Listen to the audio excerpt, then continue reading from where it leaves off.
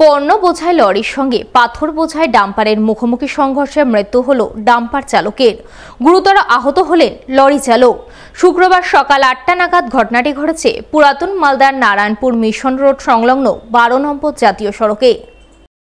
স্থানীয় সূত্রে জানা গেছে, এদিন প্রথমে একটি ১৬ চাকার লরি নিয়ন্ত্রণ হারিয়ে জাতীয় সড়কের একটি লেনের ডিভাইডারে ধাক্কা মারে, যার জেরে ওই লেনে যানবাহন চলাচল বন্ধ হয়ে পড়ে।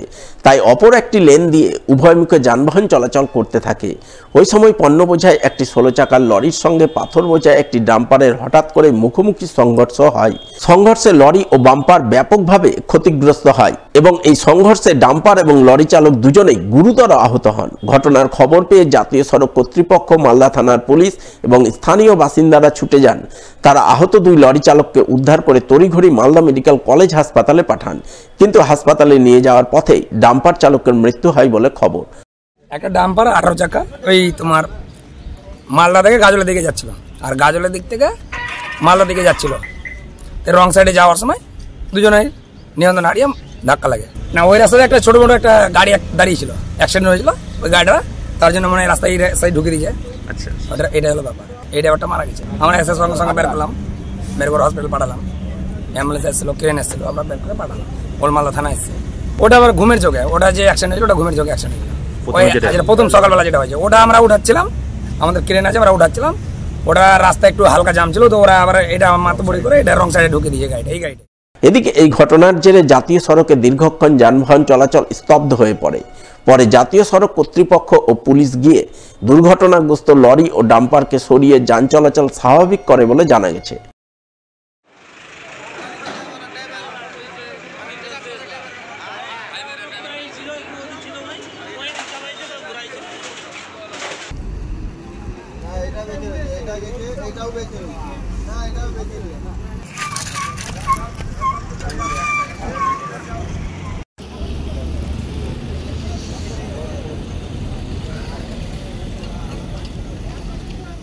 ফের নিষিদ্ধ মাদক পাচার চক্রের পর্দাফাশ করল মালদার বৈষ্ণবনগর থানার পুলিশ।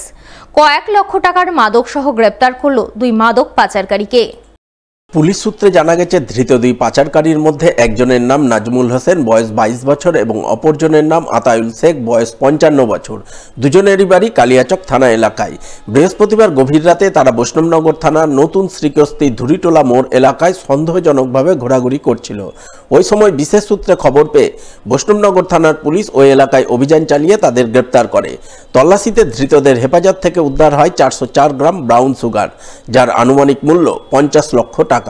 ধৃতরা বিপুল পরিমাণ মাদক কোথায় পেল, কোথায় পাচার করতে যাচ্ছিল, এই পাচার চক্রে আর কে বা কারা জড়িত রয়েছে তা খতিয়ে দেখতে পুলিশ তদন্ত শুরু করে এবং তদন্তের স্বার্থে শুক্রবার ধৃত দুজনকেই 10 দিনের পুলিশি হেফাজত চেয়ে পেশ করে মালদা জেলা আদালতে।